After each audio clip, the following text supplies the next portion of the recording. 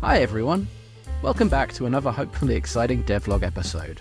If you were hoping to see me integrate last episode's building editor with the main game, I'm afraid you'll have to wait a bit longer. I honestly became pretty burned out whilst trying to balance my day job and working on the voxel building code in the evenings. So this episode is a bit lighter and has quite a bit less code than the last one. In this episode, I'll cover the process of updating the player model and adding some customizable clothes, writing a script that will control the eyes and emotions on the player's face, adding a weapon selection pie menu, and finally making an explosion effect. So let's get going.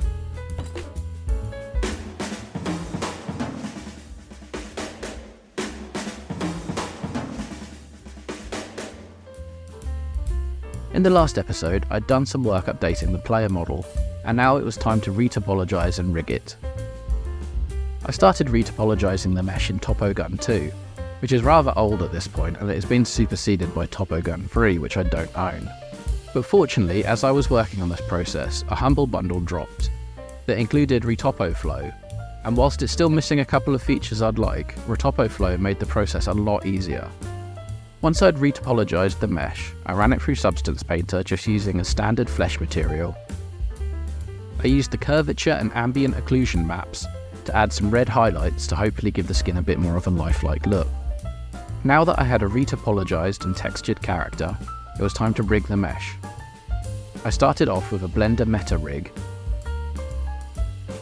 but I deleted all of the face bones as I intend to do the mouth with blend shapes, and to control the eyes, eyelids and eyebrows with the script in Unity. Skinning the mesh to the rig was incredibly easy. I just used Blender's auto weights, which is a great job. The only adjustment I had to make was to add some loops around the elbows and knees. I probably should have done the better job on the topology in these areas, but the limbs are basically just rubber hoses anyway, so I'm not sure it matters that much. The last step of creating the updated mesh was to make some blend shapes for the mouth, so the characters can show some expression and not look so static and non-lifelike. Because I'm using Unity's humanoid rig setup, the new rigged mesh can instantly be used with the existing character controllers. To control the character's face, I made a new facial controller script.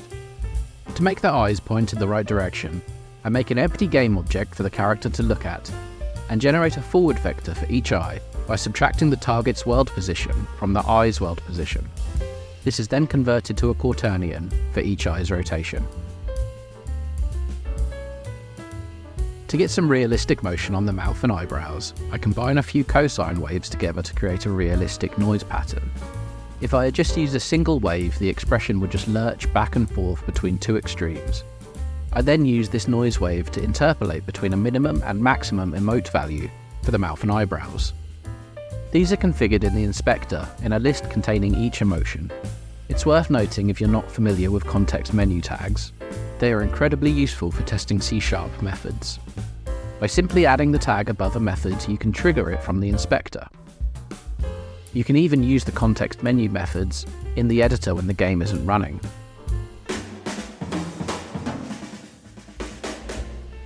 As I mentioned in the last episode, I recently got a subscription to Marvelous Designer, which is some software I've been eager to learn for a few years now. So far it hasn't disappointed. I've just started with the basics, some sweatpants and a hoodie t-shirt combo. Plotting out the patterns for the clothes is really easy, and tweaking them in the simulation view is honestly just good fun. An issue I quickly ran into was that I needed some shoes to hold up and crease the bottom of the trousers. I toyed with making the shoes in Marvelous Designer, but with shoes being pretty solid, I figured I'd be better off making them in Blender. Following my standard recipe you've seen 100 times now, we started by making a high poly version. For modelling the shoes, I made extensive use of the shrink wrap modifier, which is one I've never used before, but it absolutely came in clutch for modelling these shoes. Once the high detailed model is done, I actually used RetopOflow again for the game ready model. This was probably overkill, and I'm sure I could have done it quicker with just a regular box meshing workflow. We then run the mesh through Substance, throwing on the materials we want, and then we can bring the model over to Marvelous. Now that we've got some shoes, we can nicely simulate the pants resting on top of the shoes. Except for some reason at this point, I had decided to make the trouser trims elasticated. Once we're happy with the clothes and how they sit on the character, We export them as FBX files and follow the same procedure as all the other assets. Retopologize them, generate the UV maps, and then bake them in Substance Painter. Now that we've got a mesh that's suitable for the game, we still need to rig it to our player's skeleton. This can be done by importing the clothes into the same Blender scene as our rigged character model, and in the Weights viewport, selecting Transfer Weights. This copies the rigged skin weights from the character mesh to the cloth mesh. You can see here some of the player's model is actually clipping through the clothes. This won't be a problem in game, as I intend to only render the character's neck, head and forearms. Now that we've finished the clothes, we can bring them into Unity. By making the clothes white, we can simply multiply the colour values by any desired colour to have a whole range of colourful pants. When it comes to the other items of clothing that have more than one colour, we will need a texture mask to dictate which colour group each pixel belongs to.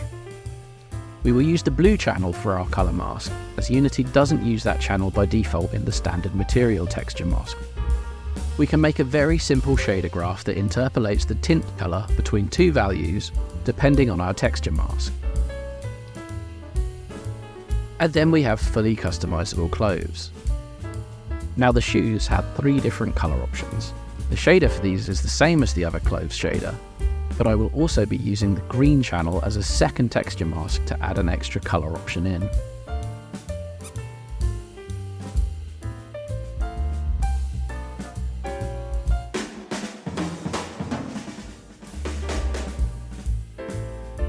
As the player will have the option of several different weapons and other equipable items, they will need the ability to swap items quickly.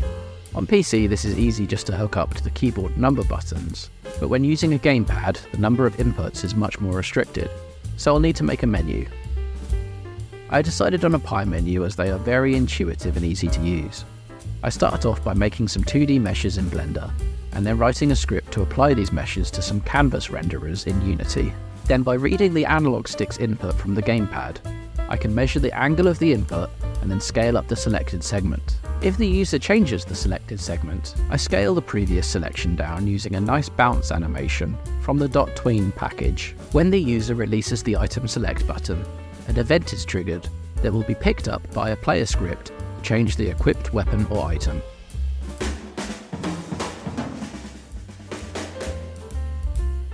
To make an explosion effect, I started off creating a soft smoke particle alpha in Photoshop. I always save particle textures as TGA files, as in Photoshop, this allows you to directly work on the alpha channel. Once we've got a nice smoke texture, I make 2 particle systems, one for the central blast, and one for a smoke ring that will expand perpendicularly from the affected surface. I'm hoping I can make the explosion feel gritty by focusing on smoke and debris, rather than the fiery heart of the explosion. So I only add a quick flash for the centre of the explosion, and then move on to adding debris. First up are some small bits of rubble. As these are so small, I'm not going to give these ones accurate physics, but using the effects object pooling system I covered in episode 2, I add 3 bigger chunks of rubble. These will have full rigid bodies, and should hopefully look quite nice bouncing around the scene.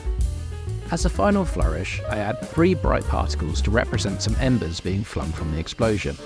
I add a smoke trail to these just to make them pop a bit. When we're done, it's a fairly convincing explosion.